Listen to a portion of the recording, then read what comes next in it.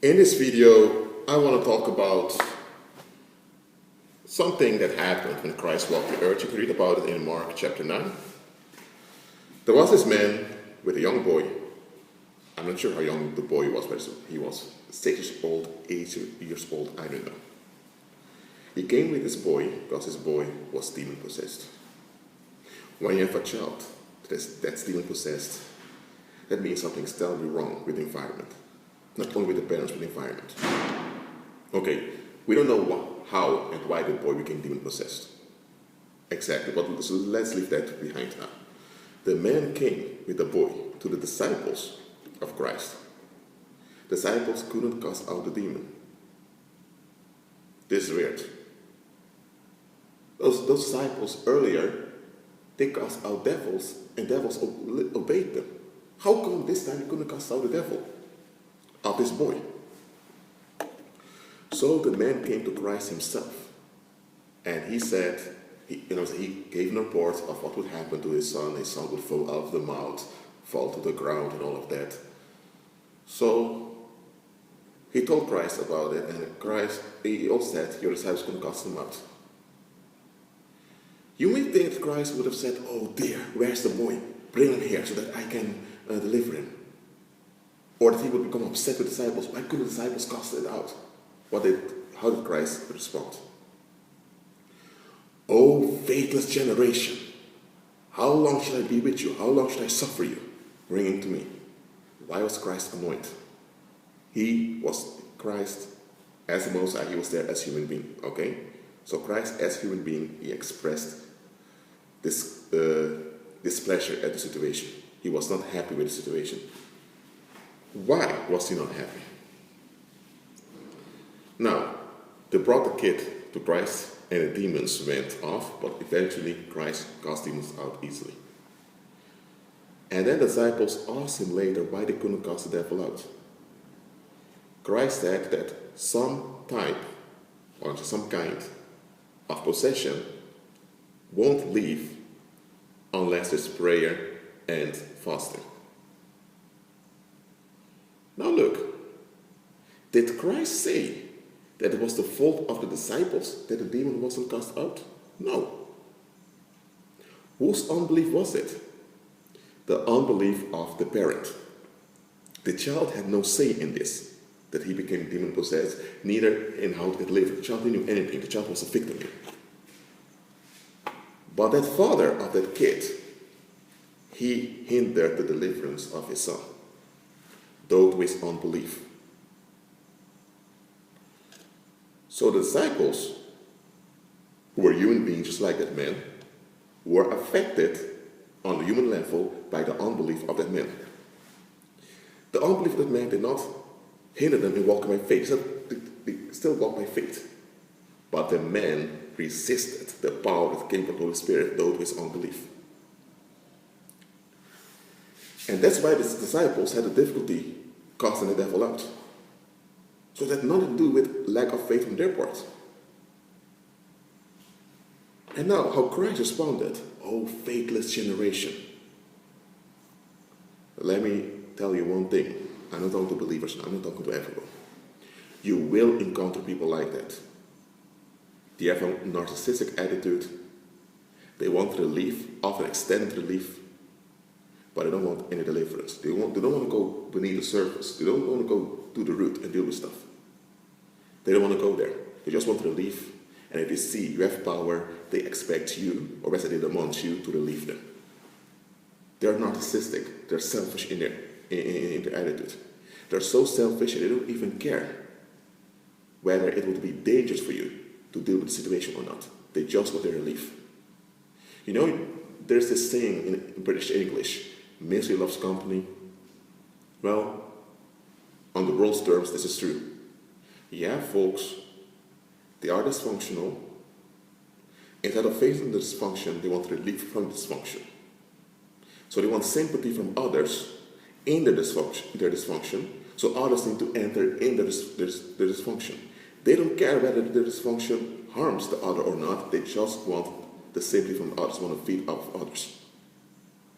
And once the people around them are affected, in a negative way. By the dysfunction, you just walk away, move on, those people never existed. They're not interested in those people. Now they have others as supply.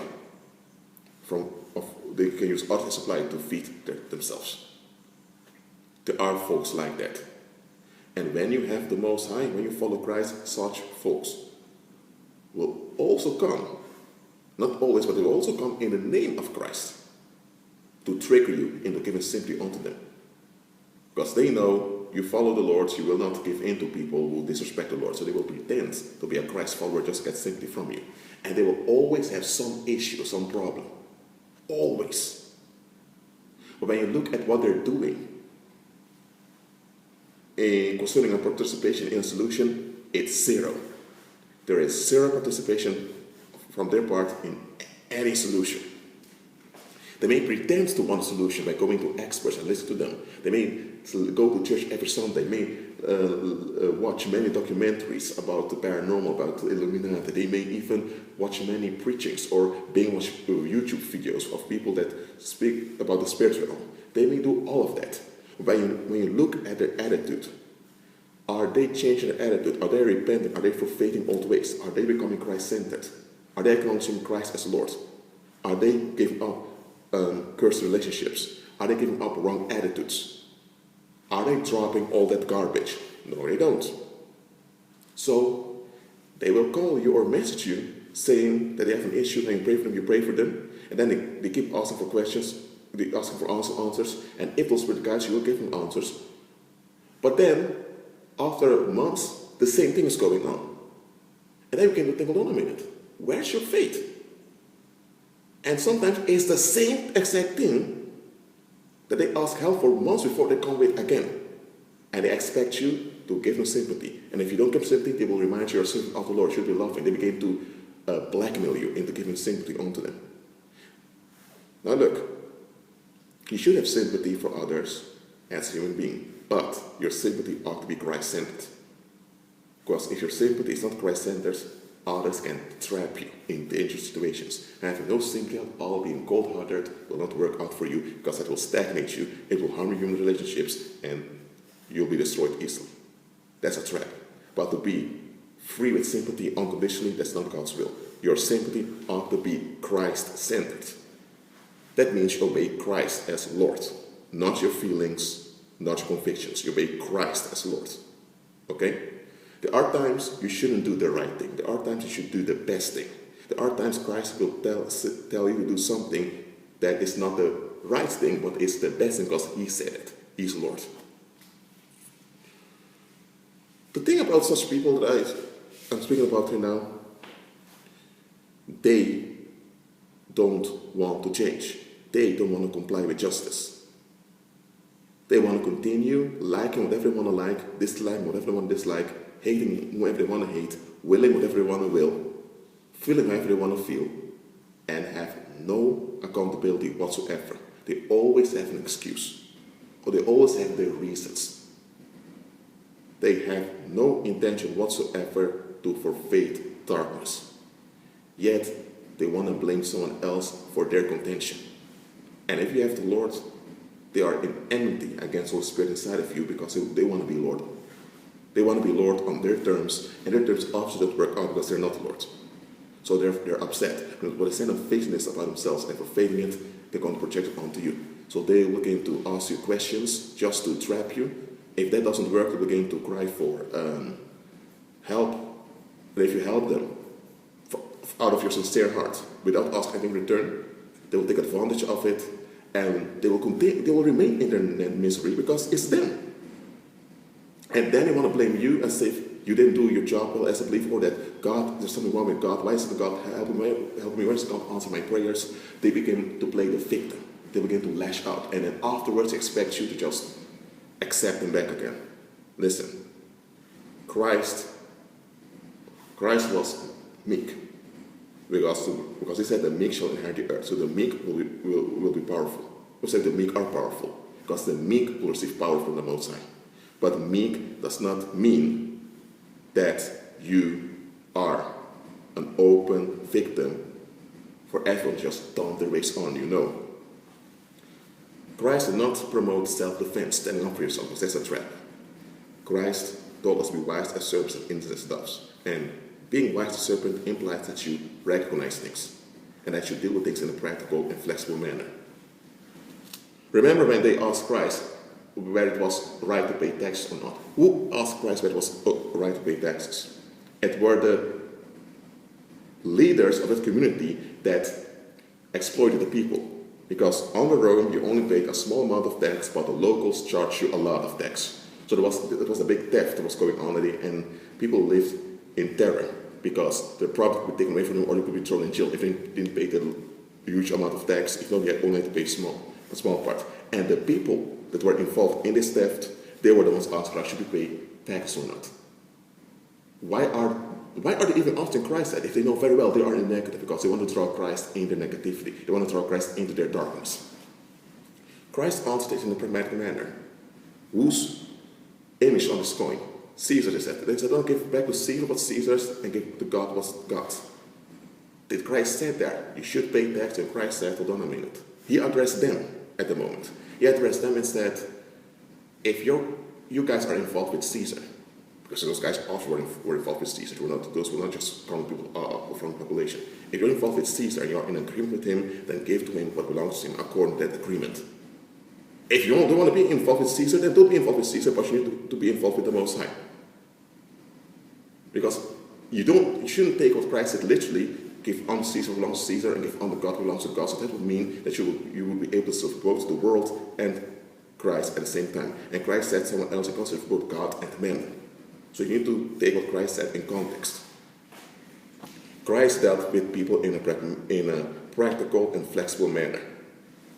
The same you should do also. When you have folks that hold on to unbelief because they don't want to change, they want to hold on to their cursed relationships, their cursed marriages, their cursed boyfriend-girlfriend relationships, their cursed relatives, their cursed relief-seeking attitudes, whether it's an addiction or whether it's just that they dump their waste and project it onto others. Whatever it is, if they hold on to unbelief, make sure you get rid of them. You don't have to do it directly, because that may backfire, because then they can use that as an excuse to blackmail you and to accuse you. But make sure you lose them. And if necessary, go no contact with such folks. I mean it. Christ was very plain here. Some things will not stop. He was talking about demonic activity, paranormal activity. Some paranormal activity will not cease unless there is prayer and fasting. And fasting is not what they tell in religion. You don't eat nor drink and starve yourself. No. Read the book of Isaiah. Biblical, let me say, Christ-centered fasting is when you spend time to align your mind with Christ.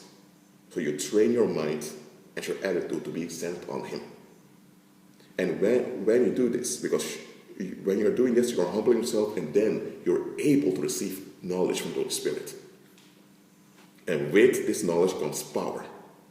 So you'll be walking in the power of the Holy Spirit. So fasting is really training yourself to be receptive to the power that comes from the Holy Spirit. And when you walk in this power, there is victory. Because you need this power to overcome the attacks and the retaliation that will come against you. You need this power in general to overcome life's difficulties. But that means you ought to be loyal and dedicated unto Christ. But some folks, they don't want to be dedicated and loyal to anyone. They just want to will whatever they feel, whatever they feel like, whatever they like, and always have the reasons and never have any responsibility nor accountability to anyone. But yet, you who do follow Christ, they want to charge you with their happiness. Because they're narcissistic, they're selfish, all about them. Such folks, make sure you lose them. Okay? Well, that's it for now. Keep agreeing with Christ and be at peace.